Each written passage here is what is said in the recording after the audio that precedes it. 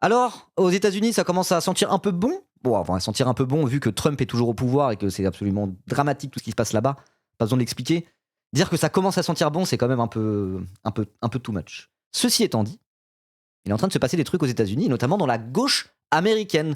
Est-ce que la gauche américaine serait pas en train de se régénérer un petit peu après le fiasco Kamala Harris qui perd face à Donald Trump en faisant campagne au centre? Les choses sont en train de bouger au sein du Parti démocrate et au sein de la gauche américaine. Il y a un vent qui souffle plutôt vers la gauche, quoi. Il y a des vrais signaux et des vrais résultats électoraux directement qui vont dans ce sens-là. Comme si l'establishment démocrate, après toutes ces filouteries, était en train de perdre un peu de son leadership au sein du Parti démocrate. Donc je rappelle, à toute fin utile pour ceux qui ne savent pas, c'est un système bipartite les États-Unis. Tu as le Parti républicain, le Parti démocrate. Donc droite versus gauche, entre guillemets. En réalité, c'est deux nuances de droite, quoi. Donc le Parti républicain, c'est celui de Donald Trump, le Parti démocrate, c'est celui de Barack Obama. Voilà. Et après, il y a d'autres partis, d'autres trucs, mais à la fin, l'élection présidentielle, tous les 4 ans, c'est démocrate versus républicain. Voilà. Et les sort party candidates, comme on dit, en vérité, voilà, ils peuvent influer sur le débat public, mais ça va pas plus loin que ça. C'est vraiment un système bipartiste, quoi. Donc si la vraie gauche américaine, on va dire, en tout cas une gauche qui n'est pas la gauche de ce qu'on appelle l'establishment démocrate, cette espèce de gauche ultra-capitaliste, libérale, nulle à chier, financée par des milliardaires, là. Si des gens d'une gauche plus sincère, comme par exemple les Democratic Socialists of America, donc le parti dont est issu Zoran Mamdani, le maire de New York que vous connaissez, si cette gauche-là, ils veulent tenter de prendre le pouvoir, à un moment donné, il n'y a pas trop le choix, il faut qu'ils aillent dans le Parti démocrate, qui gagne des primaires, qui gagne des élections, que ce soit au sénatorial, pour la Chambre des représentants, ou même pourquoi pas pour la présidentielle. Vous voyez? C'est ce qui s'est passé quand il y avait la primaire démocrate face à Trump, avec Bernie Sanders, qui lui, justement, vient, si je dis pas de bêtises, des Democratic Socialists of America, ou en tout cas qui lui se définit comme socialiste, et c'est un gros mot, hein, socialiste aux États-Unis. Hein. Socialiste, voilà, c'est quand même le pays où il y a eu toute la chasse aux sorcières, du macartisme, l'anticommunisme de la guerre froide. Un président qui se définirait socialiste, ça serait un séisme politique aux États-Unis. Et donc il y avait ça, Bernie Sanders, qui représente justement cette aile gauche du Parti démocrate, d'inspiration socialiste, face à l'establishment qui était représenté par Joe Biden, puis par Kamala Harris. Vous voyez? Et donc du coup, cet establishment démocrate est fragilisé de l'intérieur parce que les gauchistes, dont les plus connus sont du coup Zoran Mamdani, Bernie Sanders et Alexandria Ocasio-Cortez, sont en train d'avoir le vent en poupe. Et pourquoi je dis ça? Puisqu'il y a de plus en plus de victoires aux primaires démocrates pour les midterms, c'est les élections de mi-mandat, de la part de profils qui sont vraiment aile gauche du Parti démocrate. Et les centristes commencent à se chier dessus. D'ailleurs, il y a un truc qui ne ment pas là-dessus, c'est que Reddit, c'est un très gros truc aux États-Unis, notamment en politique, et le subreddit du Parti démocrate américain banne automatiquement toutes les personnes qui parlent du DSA, du Democratic Socialist Party of America.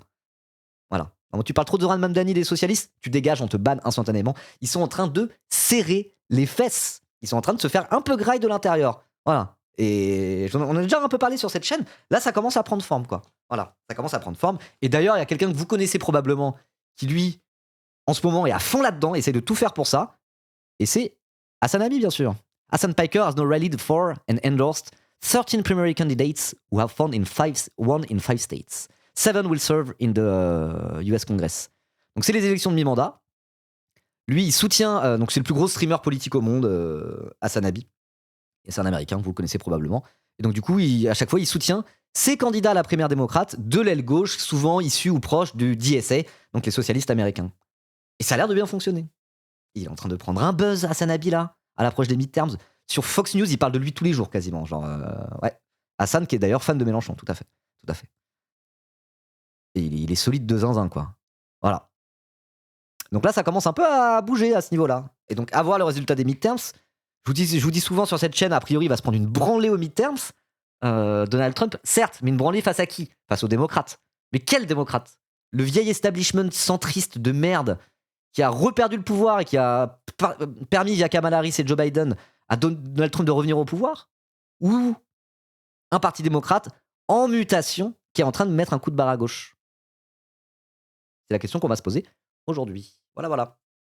T'as vu le TikTok où il dit qu'il est plus proche de Mélenchon que de Zoran Mamdani? J'ai vu les trucs où il parlait de Mélenchon, mais ça précisément, j'étais pas tout à fait sûr. Mais ouais, c'est un vrai gauchiste solide, hein. Hassan, évidemment. Le ribot américain, comme il l'appelle aux States. Non. Voilà. Et donc il y a eu une victoire. Dans cette fameuse primaire démocrate pour les midterms de Abdul El Sayed, qui a gagné de peu, mais qui a quand même gagné d'une courte avance face à Alice Stevens, du coup, qui était probablement la candidate de l'establishment démocrate, quoi. Il y a l'AIPAC en plus. Ok, donc en plus, voilà, pro-Israël, etc., etc. L'AIPAC, c'est un espèce de lobby pro-israélien qui est aux États-Unis qui est bien balèze, quoi. Et c'est aussi ça, hein. Tous ceux qui font partie du Parti démocrate aux États-Unis et qui font que sucer Israël et ne pas prendre, ne pas prendre le poids du sujet de la Palestine, ça infuse dans la société américaine et dans la gauche américaine. Là, la gauche américaine, les électeurs de gauche américaine, ils commencent à être massivement pro-palestiniens, quoi. Et vraiment, Israël a de moins en moins la côte, quoi. Et en fait, c'est aussi en train de leur coûter ça électoralement.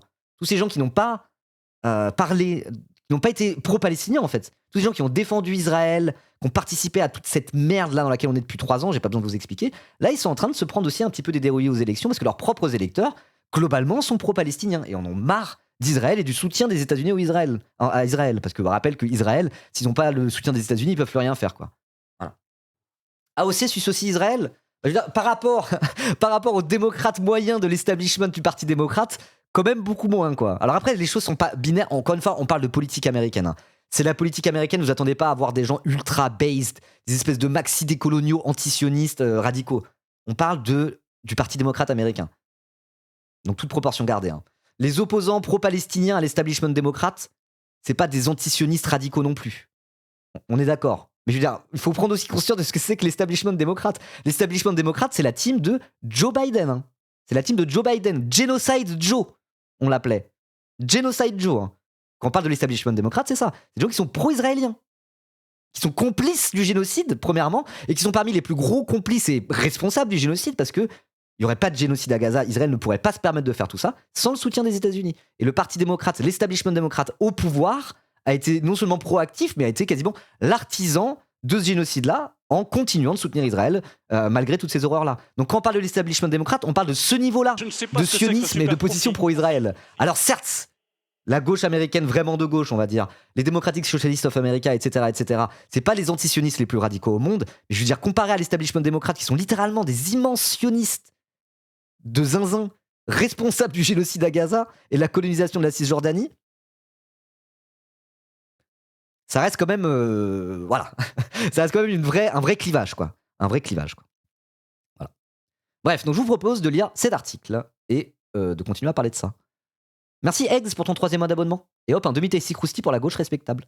Merci. Je suis un peu descendu du train tasty crousti. J'en ai mangé quelques-uns et puis là, ça commence à me lasser, quoi. Ils mettent trop de sauce, moi, dans le tasty crousti pas loin de chez moi. C'est trop de sauce, ça me dégoûte un peu. Par contre, on a un autre fast-food pas très loin. Ils font des croustilles plus sains, avec un peu moins de sauce. Et c'est très bien. Et c'est très bien. Un short qui explique l'enjeu de cette primaire. If you're seeing this video, Ok, c'est long ou pas 2 minutes. Bon, je garde de côté, mais vu que c'est en anglais, qu'on va déjà lire l'article, on va peut-être juste continuer tranquillement, lire l'article. Et basta. Après, sinon, après, je vais me perdre dans mon raisonnement et mettre des trucs de 2 heures en anglais. De plusieurs minutes en anglais. C'est un truc que j'essaie d'éviter de faire sur le live, parce qu'il y en a qui parlent pas anglais, quoi. Voilà, tout simplement. Bref, en tout cas, on va lire l'article et je regarderai peut-être ça après. Merci en tout cas pour le shorts. Donc, dans le Michigan, la victoire du progressiste Abdul El-Sayed à la primaire démocrate confirme la poussée de l'aile gauche au sein d'un parti fracturé. Le médecin de 41 ans représentera le Parti démocrate aux élections sénatoriales de novembre dans l'État des Grands Lacs, un scrutin à haut risque au moment où l'aile gauche n'en finit plus de bousculer une direction jugée trop centriste, donc un article du Monde, de Nicolas Chapuis, correspondant à New York pour Le Monde. Le score a été beaucoup plus serré qu'attendu, mais la victoire d'Abdul El-Sayed dans le Michigan, mardi 4 août, confirme le mouvement tectonique en cours chez les démocrates. Issu de l'aile gauche, il a défait Hailey Stevens, une élue au profil davantage centriste, lors de la primaire pour désigner le candidat au sénatorial de novembre dans cet état de la région des Grands Lacs. Donc les midterms, c'est l'élection de mi-mandat, c'est 2 ans après la présidentielle, à la moitié du mandat. Il y a un renouvellement partiel, mais quand même un gros renouvellement de ce qu'on appelle le Congrès américain. Donc c'est la Chambre des représentants, la Chambre basse, l'équivalent de l'Assemblée nationale, et le Sénat, la Chambre haute, comme le Sénat français. Voilà. Donc il y a des élections pour élire les sénateurs et aussi des élections pour élire les représentants de la Chambre des représentants. Voilà. Donc c'est pour ça, au sein du Parti démocrate, comme à la fin c'est démocrate contre républicain, il y a des primaires pour savoir, État par État, qui représentera le Parti démocrate pour cette primaire-là. Et du coup, le Michigan, c'est un parti important parce que c'est un parti qui est contesté pour ses midterms. Il y a certains partis, on sait que les démocrates vont gagner. Il y a certains partis, on sait que les républicains vont gagner. Et il y a d'autres États, certains États. Il y a d'autres États, ce qu'on appelle les swing states. En tout cas, pendant la présidentielle, on appelle ça les swing states, j'imagine qu'on dit ça Je ne aussi sais pendant pas les ce que c'est midterms, que ce super profit. les élections de mi-mandat, c'est les partis c'est les États qu'il faut gagner. Voilà. C'est les élections les plus importantes, quoi. Donc là, le Michigan, si je dis pas de bêtises, corrigez-moi si je dis des bêtises, c'est un État qui est important et le fait que ça soit Abdoul El Sayed qui gagne la primaire démocrate à cet État important, c'est un vrai signal. C'est un vrai signal. Merci Wesh pour ton 9e mois d'abonnement. Merci beaucoup. Sur le site des DSA, ils se disent pro-palestiniens et parlent de génocide à Gaza. Ah oui, les DSA, ils sont quand même assez solides là-dessus, quoi. Alors après, en vrai, en 2026, se dire pro-palestinien et parler de génocide à Gaza, je veux dire, il y a plusieurs nuances de militants pro-palestiniens qui disent ça, ils sont pas tous au même niveau de radicalité et de profondeur dans le discours, quoi. Voilà, il y a des gens qui sont vraiment très radicaux là-dessus, qui vont au fond du sujet. Et il y en a qui restent un peu plus en surface, qui ont des positions un peu moins radicales. Ils disent quand même génocide à Gaza, et ils se disent quand même pro-palestiniens, quoi. Voilà. Donc j'en étais où ? Oui, la région des Grands Lacs. Alors, une nuit entière de comptage des voix aura été nécessaire pour les départager. 48,48% des voix contre 47,51% selon les résultats quasi définitifs donnés par Associated Press. Alors que la participation a battu les records. Et ça, c'est intéressant aussi. Abdoul El Sayed défiera aux élections de mi-mandat Mike Rogers, un ancien élu républicain au Congrès, aligné sur le mouvement MAGA, qui a le plein soutien de Donald Trump. Non, ça a été leur position depuis des années ? Plus solution à un État ? Ok, pour les DSA du coup. D'accord. Bon, alors les DSA du coup sur la Palestine, eux pour le coup, ils sont vraiment solides, vraiment solides, semblerait-il. Ok. Ça, j'avoue, je connaissais assez mal leur position. Mais après, le truc, c'est c'est pas que les DSA, là, l'aile gauche du Parti démocrate, comme ils disent dans l'article. Là, ce qu'on décrit tout à l'heure, c'est pas uniquement le DSA. C'est le DSA, donc ce parti qui n'est pas le Parti démocrate, les Democratic Socialist of America, mais c'est d'autres personnalités et hommes et femmes politiques issus de la vraie gauche, on va dire, américaine, qui sont pas forcément sur le DSA. Ils n'ont pas tous exactement le même profil, quoi. Voilà. On était où ? Donc, né dans la banlieue de Détroit, de parents égyptiens, Abdoul El Sayed deviendrait, en cas de succès en novembre, le premier musulman à siéger au Sénat. Ça rappelle que le premier musulman à siéger au Sénat, dans un pays comme les États-Unis, où il y a eu le 11 septembre, c'est quand même voilà, c'est pas rien. Faut voir un petit peu comment ont été décrits et représentés les musulmans pendant 20 ans aux États-Unis dans la foulée du 11 septembre, quoi. C'est pas rien. Et Abdoul, il n'est pas d'ISA, même si on pourrait le croire. Lui, il n'est pas d'ISA, justement. Ok. Médecin épidémiologiste de formation, ancien responsable de la santé publique de la métropole du Michigan et podcasteur populaire, il n'avait pas d'expérience en politique, si ce n'est une candidature malheureuse à la primaire démocrate pour le poste de gouverneur de l'État en 2018. À 41 ans, il se retrouve propulsé sur la scène nationale, tant ce scrutin revêt d'enjeux particuliers. Il y a d'abord l'arithmétique électorale. Les démocrates détiennent 47 sièges au Sénat contre 53 pour les républicains. Et en cas d'égalité, la voix du vice-président J.D. Vance est décisive.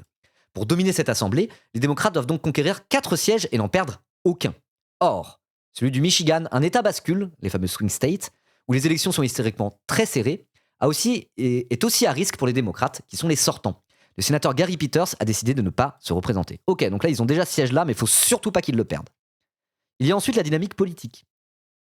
Abdoul El Sayed a remporté la primaire en incarnant le courant dit progressiste, à la gauche du Parti démocrate, face à la modérée, entre guillemets, Hayley Stevens, qui avait le soutien de l'appareil, notamment du sénateur sortant. Donc ça, c'est ce que moi j'appelle depuis tout à l'heure l'establishment démocrate. Donc c'est vraiment la team Joe Biden, Kamala Harris, les centristes de merde, quoi. Voilà.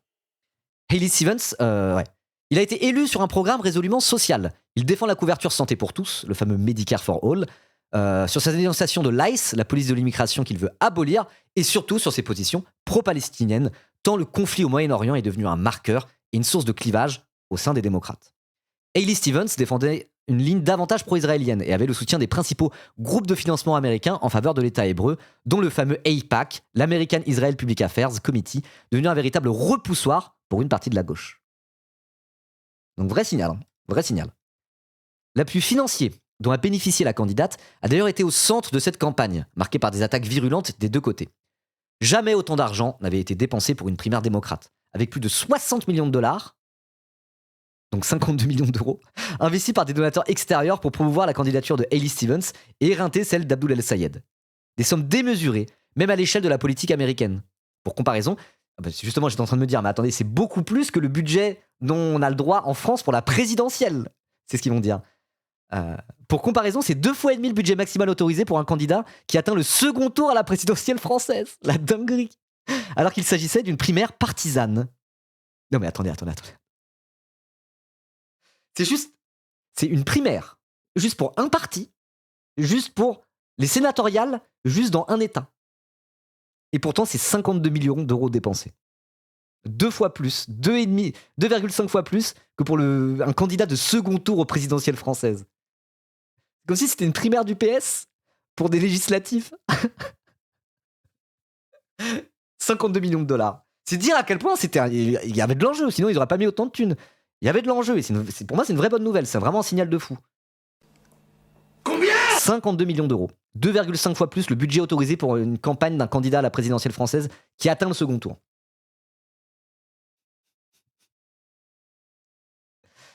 Oh waouh, allez, États-Unis d'Amérique. Et l'élection générale de novembre promet de faire exploser à nouveau les compteurs en la matière. Parce que les midterms, c'est à la fin de l'année, c'est en novembre. Là c'est juste la primaire pour préparer les midterms. Mais a priori, vu ce qu'on voit jusque-là, Trump devrait perdre des sièges. Les républicains devraient perdre des sièges pour les midterms. Il y a moyen qu'ils se prennent la branlée de sa vie. Alors attention, à voir. Il y a fort moyen qu'ils se prennent la branlée de sa vie. Et si en plus il se prend la branlée de sa vie avec un maximum de gauchistes solides au sein du Parti démocrate, cette espèce de renouvellement, ce coup de barre à gauche, ce rapport de force qui est en train d'être gagné par l'aile gauche du Parti démocrate, en vrai, c'est quand même bien. C'est quand même bien parce que ça permettra de souffler un petit peu, quoi, par rapport à Trump, quoi. Ah non, Trump plus Harris, au total, ça faisait 2,5 milliards. Au total, oui, mais après, c'est la présidentielle, c'est la présidentielle. Là, c'est juste, encore une fois, c'est la primaire démocrate pour les sénatoriales du Michigan. C'est une toute petite élection à côté. Toute petite élection. Ok.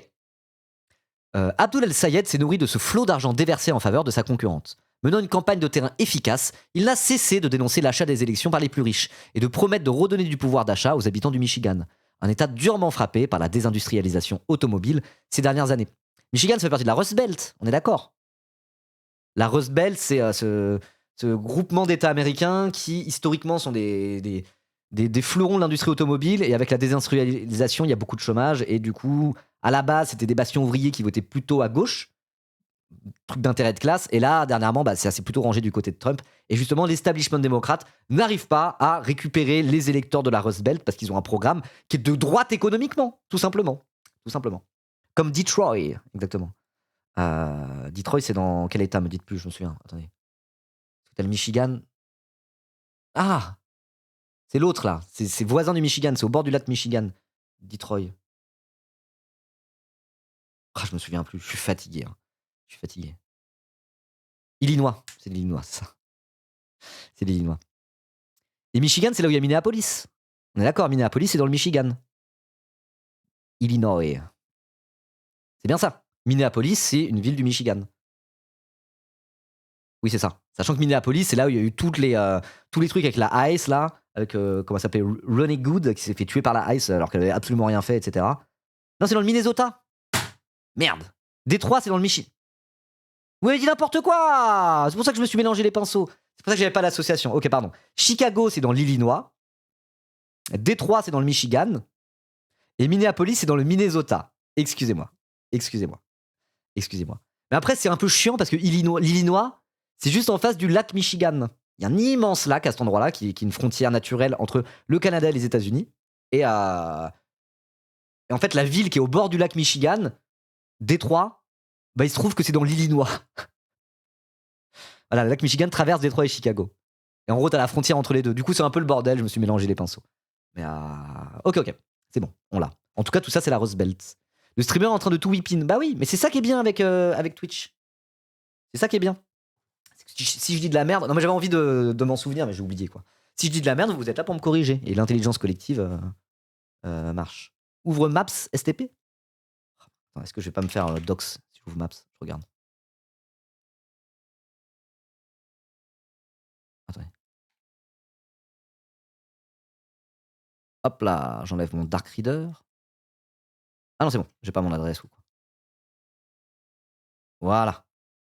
Pardonnez-moi. Voilà, le Michigan, c'est là. Le lac Michigan, il est juste là.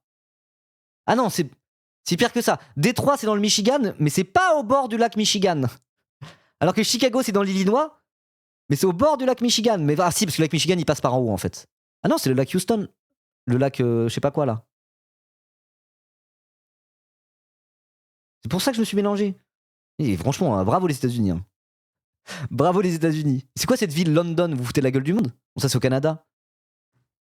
Comment on va appeler cette ville-là? On n'a qu'à l'appeler le même nom que la capitale d'Angleterre? Non mais franchement, les Américains du Nord, oui, ils font exprès, on est d'accord. Ils font exprès. Hein. Donc Détroit, c'est dans le Michigan, mais c'est pas en face du lac Michigan. Chicago, c'est dans l'Illinois, mais c'est en face du lac Michigan. Et Minneapolis, c'est un peu plus loin, mais effectivement, c'est dans le Minnesota. En tout cas, voilà, la Rust Belt, c'est genre ici, quoi. C'est là. C'est genre Indiana, Illinois, Wisconsin et Minnesota, si je dis pas de bêtises. Et l'Iowa, je crois pas. Voilà. Les États-Unis d'Amérique. Ok. Ok. Oui, la ville des Simpsons existe dans tous les États. Springfield. C'est pour ça qu'ils l'ont appelé comme ça, pour être le plus classique possible, quoi. Il y a Montpellier avec une faute comme capitale d'État aussi. Montpellier. Il y a une ville qui s'appelle Paris. Hein. Paris. Montpellier dans le Vermont, je ne savais pas pour Montpellier. Écoutez, hein, c'est con de Yankee, qu'est-ce que je vous dise hein. Ils n'ont aucune inspiration, ils sont obligés de copier le vieux continent. Tant mieux. Paris, Texas. Exactement, Paris au Texas, comme le très beau morceau de Ry Cooder, n'est-ce pas? C'est un film Paris, Texas à la base. C'est un film et la BO a été faite par le guitariste Ry Cooder. La BO qui fait.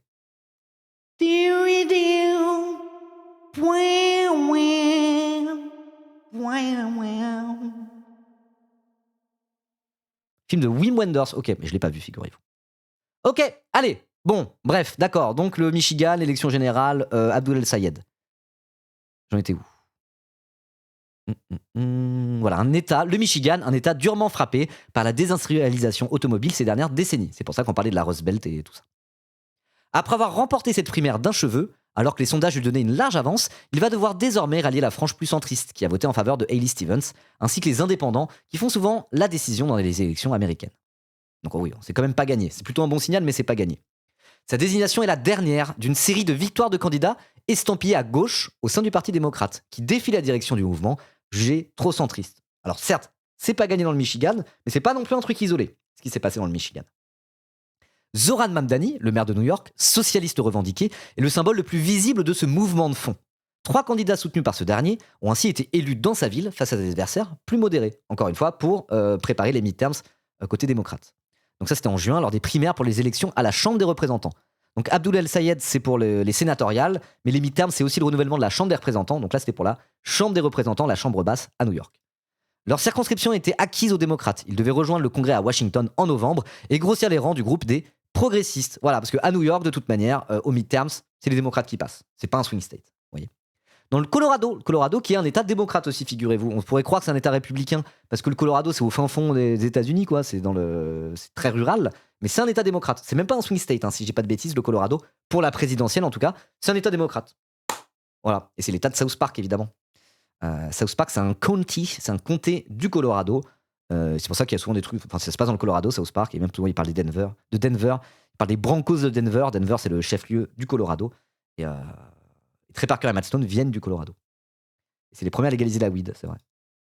C'est vrai. Moi, j'aime bien le Colorado par rapport à South Park, du coup. Et parce que voilà, c'est un État démocrate. C'est en mode, mais pourquoi lui, il est démocrate et pas ceux d'à côté? C'est vrai. Donc, dans le Colorado, justement, Melad Kiros, soutenu par Bernie Sanders, sénateur du Vermont, figure de l'aile gauche du parti, a battu la représentante sortante Diana DeGette, qui avait le soutien de la direction du mouvement.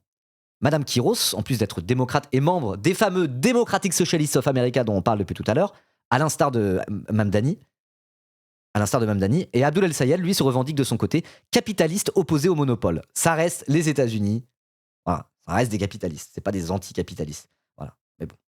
On pourrait dire pareil de la France insoumise en réalité. Hein. Ils sont pour réguler le capitalisme, avoir un modèle moins prédateur, moins destructeur, ce qui est une bonne chose, hein, mais est-ce qu'ils sont vraiment anticapitalistes? Je dirais que non. Moi, je dirais que non. Dans le Maine, Graham Plattner, également très à gauche, avait remporté la primaire démocrate pour l'élection sénatoriale après le retrait de Janet Mills, la gouverneure de l'État, donnée largement battue dans les sondages. Cet ostréiculteur, vétéran de l'armée, avait percé sur la scène politique en quelques mois à peine, avec un discours populiste assumé, une campagne de terrain efficace et un talent oratoire indéniable. Les multiples révélations sur son passé et les accusations de violences sexuelles dont il fait l'objet ont finalement eu raison de sa candidature. Ok, ça j'avais pas suivi. Mais pas de sa ligne politique. Pour le remplacer, la branche locale des démocrates a désigné Troy Jackson, un bûcheron également labellisé progressiste, qui défiera la républicaine sortante Susan Collins dans un scrutin crucial pour le contrôle du Sénat. Cette vague de nouveaux... Donc ça c'est où? C'est dans le Maine, ok. Cette vague de nouveaux candidats espère peser au Congrès à Washington et sur la désignation du candidat à l'élection présidentielle de 2028, même si les progressistes, qui ne sont pas toujours alignés entre eux, restent pour l'instant minoritaires, avec une centaine de représentants et une petite dizaine de sénateurs. Ils doivent d'abord prouver qu'au-delà des grandes villes de la côte Est, leur ligne peut l'emporter face aux républicains dans des scrutins serrés. Bon, il était bien cet article. Il était neutre, factuel, très bien. Très très bien. Pour la revue de presse et tout, moi je trouve ça bien. C'était... Pour mon format, c'était parfait. Ok. Hein. Ok. Donc du coup, voilà, faut pas s'enflammer en vrai. Faut pas s'enflammer de se dire « Oh, c'est bon, les États-Unis vont devenir socialistes à la prochaine présidentielle. » C'est le début d'un chemin, mais c'est quand même un chemin qui commence à être emprunté, vous voyez. Et juste quand on repense à... Quand on suit la politique américaine depuis quelques années, on se dit « Je ne sais pas ce que c'est que le super profit. Il y a un vent qui s'ouvre vers la gauche au sein du Parti démocrate quand même. » Voilà. Tout ça, c'est dans la lignée de l'émergence de Zoran Mamdani, etc. Et c'est qu'une étape. Hein. Déjà, si le rapport de force n'est pas totalement remporté, mais si l'aile gauche, ce qu'ils appellent les progressistes, et le DSA, les gens issus du DSA, gagnent en pouvoir au sein du Parti démocrate, jusqu'à où en fait? Jusqu'à où? Donc déjà, ça pourrait directement, via les midterms, changer un petit peu ce qui se passe au sein du Parti démocrate et au sein des institutions américaines par rapport à ça, mais ça peut aussi paver le voie vers une primaire démocrate pour la prochaine élection présidentielle, où là, ça va jouer. Hein. Rappelle que la 2 dernières fois qu'il y a eu une primaire démocrate, il n'y a pas eu une primaire démocrate pour la réélection de Joe Biden parce que c'était le président sortant. Attends. Non, je me trompe. Attendez, c'est quoi? Il y a eu 2 primaires démocrates? Si, non, il y a eu 2. Enfin, il y a eu 2 primaires démocrates où Bernie Sanders s'est présenté et a fait 2e à la primaire démocrate. Avant de se retirer, et au final, c'est l'establishment qui a toujours gagné à la fin. Je me suis mélangé les pinceaux. Mais en gros, il y a eu deux moments de primaire démocrate pour les présidentielles. Et à chaque fois, il y avait ce clivage-là. L'establishment, la team Joe Biden et compagnie, versus l'aile gauche, l'aile dite progressiste, représentée par Bernie Sanders. Voilà, c'est ça, Clinton puis Biden, c'est ça. C'est ça.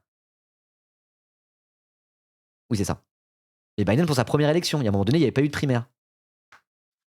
Mais non, il n'y a pas eu de primaire quand Kamala Harris était candidate. Oui, voilà, c'est ça. Il y a eu l'élection de Trump.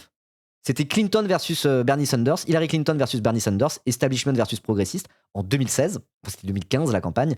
Et après, pour l'élection présidentielle de 2020, en réalité c'était en 2019, là c'était Bernie Sanders versus Joe Biden. Et là, à ce moment-là, Joe Biden a gagné la présidentielle face à Donald Trump. Et la dernière élection présidentielle, où Trump a été réélu, il n'y a pas eu de primaire démocrate, parce que Joe Biden était le président sortant. Donc étant donné que c'était le président sortant, il n'y a pas eu de primaire. Et du coup, il s'est retiré, et c'est Kamala Harris qui a été à sa place. Voilà, c'est ça. Mais les 2 dernières fois où il y a eu des primaires démocrates, c'était ça, c'était Sanders versus l'establishment démocrate. Et ça a joué dans la balance. Notamment pour la 2e primaire où il y avait Sanders, celle face à Joe Biden. En vérité, il avait quand même pas mal le vent en poupe, Bernie Sanders, même si ça n'a pas été suffisant. Et ça a un peu influé aussi sur au moins, bon, pas la ligne une fois au pouvoir, quoique un petit peu, mais ça a en tout cas influé sur Joe Biden dans sa campagne. Il a mis des thèmes un peu plus à l'honneur, des thèmes vraiment de gauche économiquement, un peu plus que s'il n'y avait pas eu Bernie Sanders, pour essayer justement de rassembler l'électorat démocrate, y compris ceux qui étaient pour Bernie Sanders. Il a parlé du Medicare, par exemple. Bernie Sanders, c'était vraiment Medicare for All, annulation de la dette étudiante, etc. Bernie Sanders, il n'a pas repris mot pour mot ce que disait... Joe Biden n'a pas repris mot pour mot ce que disait Bernie, mais quand même, il l'a un peu plus mis dans son discours. Et certains, d'ailleurs, disent que c'est aussi ça qui a permis à Joe Biden de gagner face à Trump, parce que quand même, il avait mis quelques éléments de gauche, un peu plus qu'Hillary Clinton, un peu plus que Kamala Harris, parce que justement, il y avait Joe Biden qui le poussait sur sa gauche. Et effectivement, ça a mieux marché, sa campagne. Mais ça, c'est parce qu'il y avait ce rapport de force au sein du Parti démocrate qui, dans la primaire pour la présidentielle, était représenté par Bernie Sanders. Donc la question qu'on peut se poser, déjà, il faudra regarder, continuer à observer les résultats des primaires démocrates pour les midterms, regarder très important les résultats pour les midterms à 2 niveaux, à quel point les démocrates ont gagné des sièges par rapport aux républicains, et à quel point l'aile gauche dite progressiste a gagné en poids au sein du Parti démocrate. Il faudra regarder tout ça, et la prochaine étape, ça sera la primaire démocrate pour la présidentielle. Qu'est-ce qui va se passer? Est-ce que enfin une figure de l'aile gauche pourrait gagner la primaire face à l'establishment? Qui pour représenter l'establishment? Qui pour représenter l'aile gauche? Ça sera peut-être AOC, Alexandria Ocasio-Cortez, qui pourrait la représenter. Et j'avais vu des sondages qui donnent... Bon, après, c'est des sondages 2 ans avant la présidentielle. On verra, faut pas s'enflammer. Mais on a vu des sondages où Alexandria Ocasio-Cortez était donnée gagnante de la primaire démocrate. En valeur absolue. Donc il y a moyen qu'elle y aille pour la primaire démocrate. Et il y a un monde, à voir comment les choses vont évoluer, il y a un monde où elle pourrait même être candidate à la présidentielle. En ère post-Trump, après ce mandat de fou furieux qu'il a réservé aux Américains et au monde entier, pas qu'aux Américains, évidemment. Alors peut-être. Est-ce qu'Alexandria Ocasio-Cortez sera la première femme présidente des États-Unis? Bon, on va voir, c'est loin d'être gagné, mais quand même, il y a des trucs qui soufflent un petit peu dans le bon sens. Et j'ai envie de dire, mais encore heureux, quand on voit à quel point l'establishment démocrate est responsable dans ces putains d'États-Unis d'Amérique, et quand on voit à quel point Trump, en fin de règne, est un véritable empereur romain tyrannique qui devient complètement zinzin, et qui met le monde à feu et à sang, et à un moment donné, les choses se payent un petit peu quand même. Moi, je trouve, c'est un peu mon caractère optimiste qui dit ça. Mais les choses vont finir par se payer un petit peu, peut-être. Et là, est-ce qu'il n'y a pas quand même des conditions réunies pour que, à la fois, les républicains et les MAGA, mais aussi l'establishment démocrate, payent un peu de toute la saloperie qu'ils ont fait pour les Américains et pour le monde entier? Je me pose la question. En tout cas, il y a un vent qui souffle un peu dans cette direction. Après, les prédictions de Nostraribo sur les élections états-uniennes. Ah oui, je me suis foiré dans les grandes largeurs pour la présidentielle. Moi, j'étais en mode non, Trump va pas gagner. Imperdable. Après, je l'avais dit, j'avais pas beaucoup tapé le sujet en avance, quoi. Voilà. Et là, c'est pour ça que je dis, soyons prudents. Moi, je ne prédis rien. Il y a un truc où je suis quand même un peu sûr, c'est que je pense que les républicains vont perdre des sièges aux midterms et que ça va être compliqué pour eux. A priori. Parce que là, du côté républicain, en fait, il y a une crise interne au sein du Parti démocrate, parce que justement, l'aile gauche pousse sur l'establishment. Mais au sein du Parti républicain, c'est un bordel. En fait, au sein du Parti républicain, c'est un peu l'inverse. Une vraie opposition à Trump n'arrive pas à se dégager, en fait. Trump a encore la main mise totalement, comme un gros dictateur, comme un empereur, sur le Parti républicain. Et donc, au final, le Parti républicain, c'est crève ou tu suis Trump jusqu'au bout. Donc c'est compliqué. Il y a la crise aussi au sein du Parti républicain, et voilà quoi. Et aucune figure, aucun courant n'arrive à émerger suffisamment en interne pour fragiliser la ligne de Trump. Mais Trump, là, il a pas le vent en poupe du tout. Là, il commence à se faire lâcher en race campagne un peu, quoi. Voilà. Donc bon, tu connais la chaîne YouTube Crédus? Ouais, on va y réagir juste après. Nerol 563. C'est dans le titre. Je le connais même personnellement, figure-toi. Bon, vite fait, mais toi, lui me connaît. Voilà. Bon, en tout cas, en conclusion, la team YouTube, ceux qui regardent ça sur YouTube, toujours pareil, abonnez-vous. N'hésitez pas à dire ce que vous en pensez en commentaire, etc. Est-ce que vous dites que on va avoir une bonne surprise de midterms ou pas? Pour ceux qui suivent la politique américaine avec attention, peut-être plus que moi. N'hésitez pas à dire ce que vous en pensez et à vous abonner. Let's go!